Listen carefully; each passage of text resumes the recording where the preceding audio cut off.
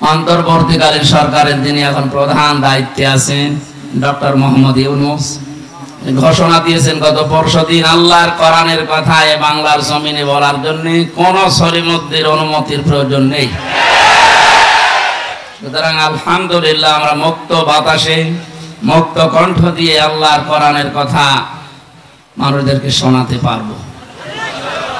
জেলখানার ভেতরে আমার কথা বলতে দিত না, আমারে আর মাওলানা মামুনুল হককে আপনারা চুপ করে থাকবে, ঈদের নামাজও পড়তে দেয়নি।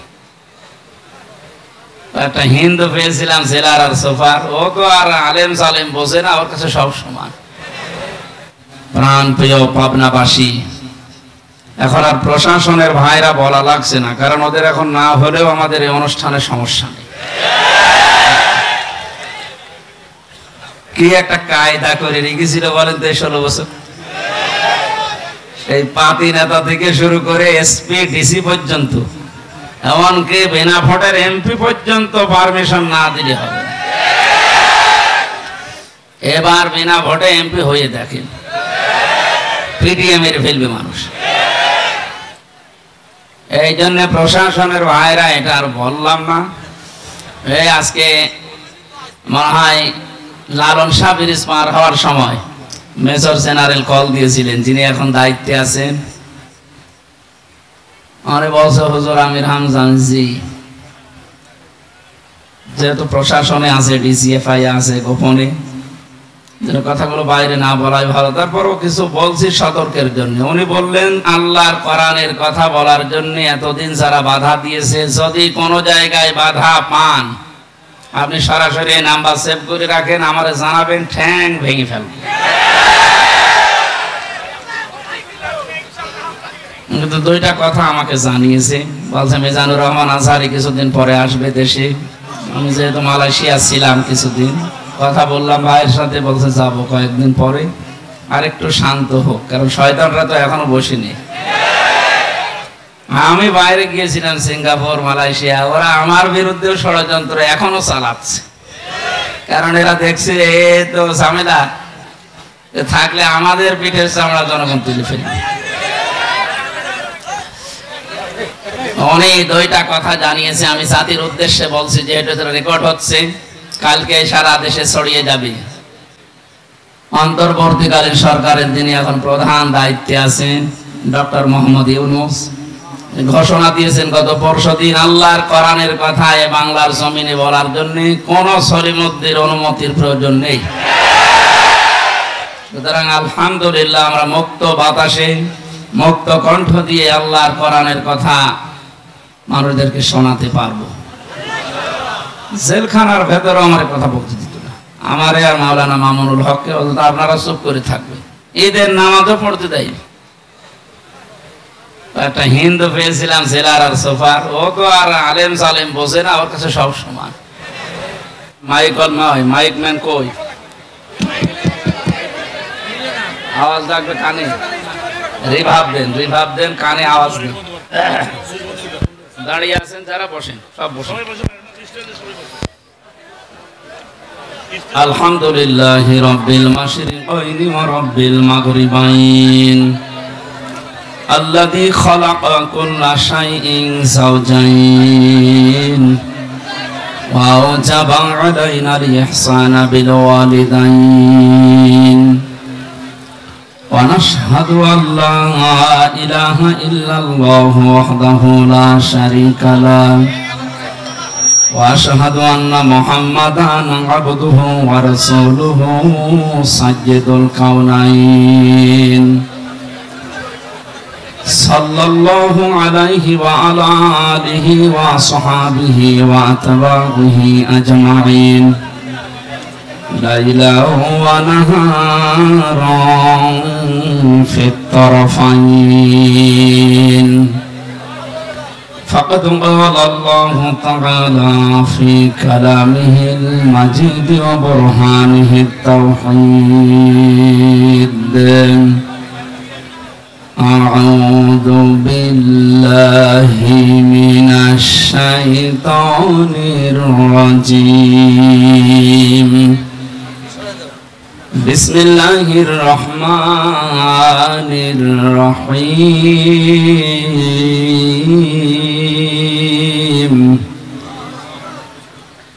ইয়া আইয়ুহান নাবিয়্যু ইযা জাআকাল মুমিনাত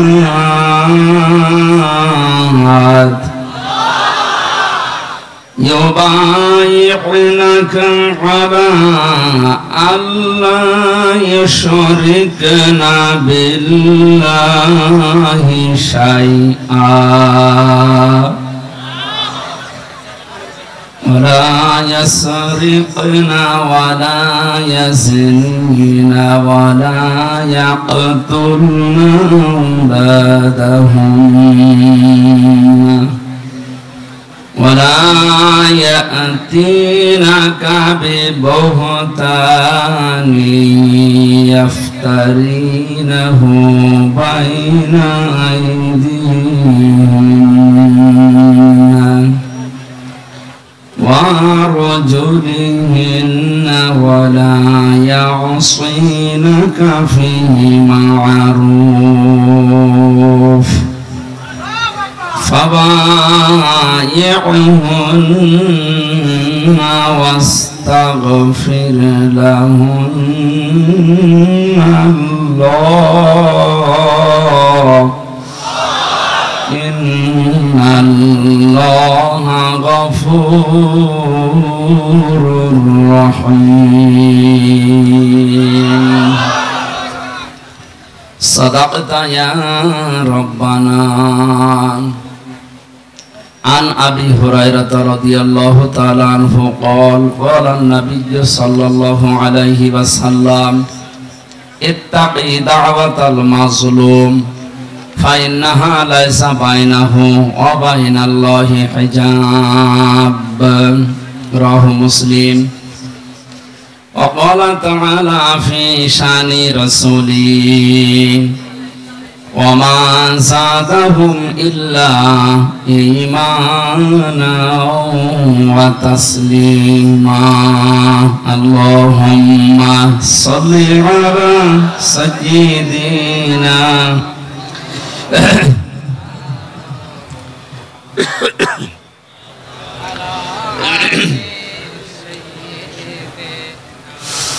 সাইদ ভাইয়ের মা মগধ ভাইয়ের মা রায়হান ভাইয়ের মা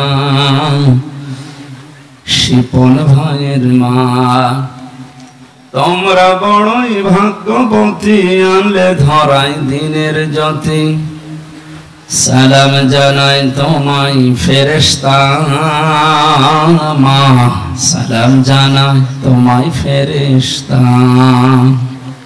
আলহামদুলিল্লাহ বাংলাদেশের ঐতিহ্যবাহী জেলা পাবনা চাটমোহর থানার অন্তর্গত সমাজ আলোক বর্তিকা ফাউন্ডেশনের উদ্যোগে প্রথম বাৎসরিক তাফসীরুল কোরআন মাহফিলের স্বনামধন্য সভাপতি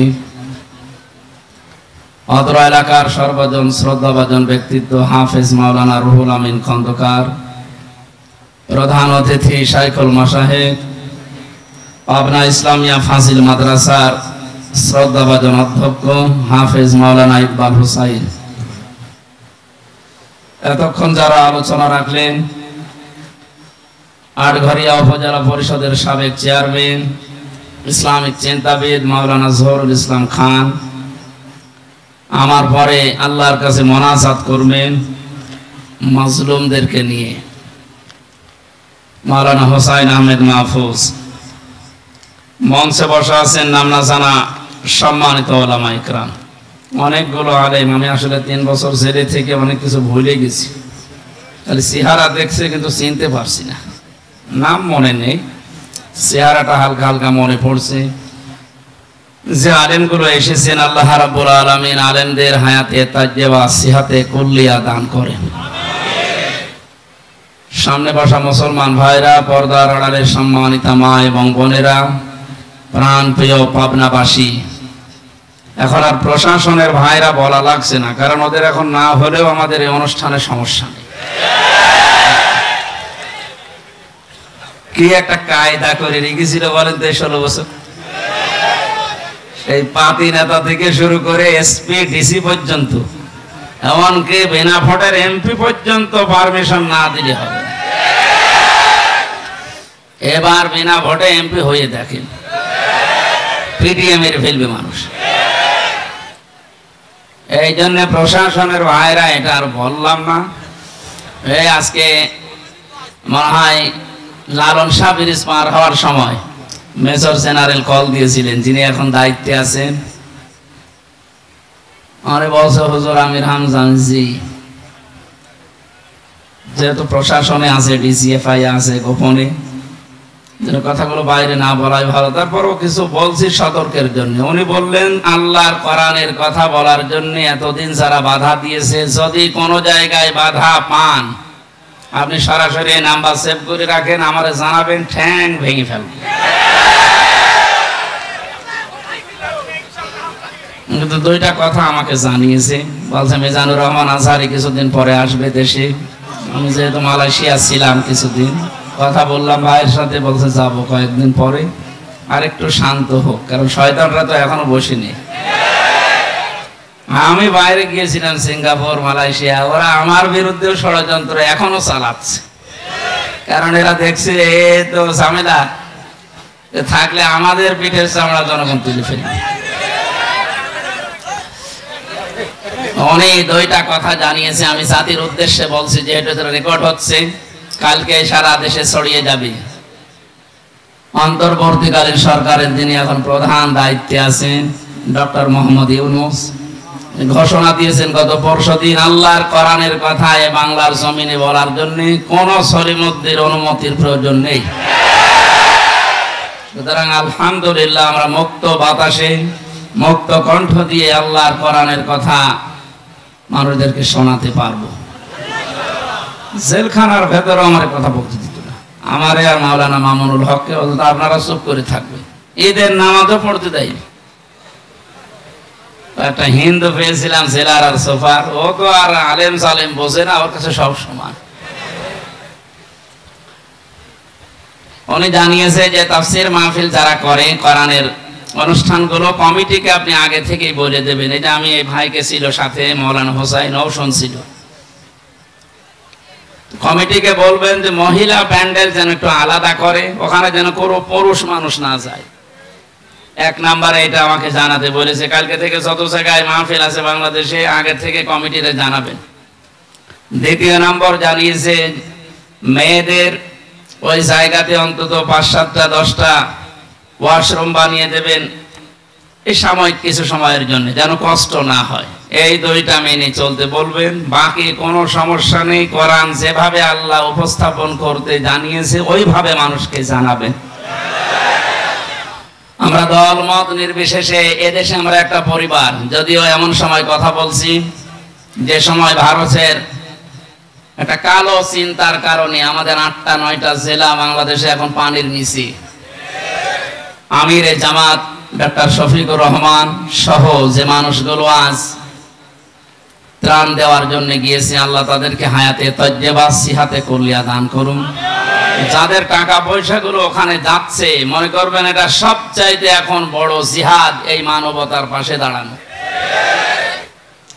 জিহাদের নাম নিয়ে উল্টাপাল্টা ফতোয়া দিয়েছে মানুষগুলোকে, আজ জঙ্গি, উগ্রবাদ বিভিন্ন নাম দিয়ে মামলা হামলা দিয়ে হয়রানি যারা করেছে, তাদের এই চক্রান্ত জাতি এবং বাইরে যারা আল্লাহ রসুল বিশ্বাস করে না, খ্রিস্টান, ইহুদি, তারাও বুঝে ফেলেছে।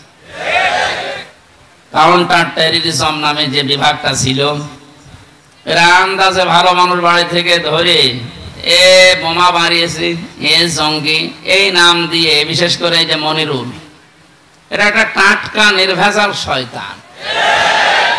আমি তো শয়তান দেখিনি কোনোদিন, ওর দিকে তাকালে আমার মনে হয় শয়তান যদি দেখতাম তো এইরকমই হইত।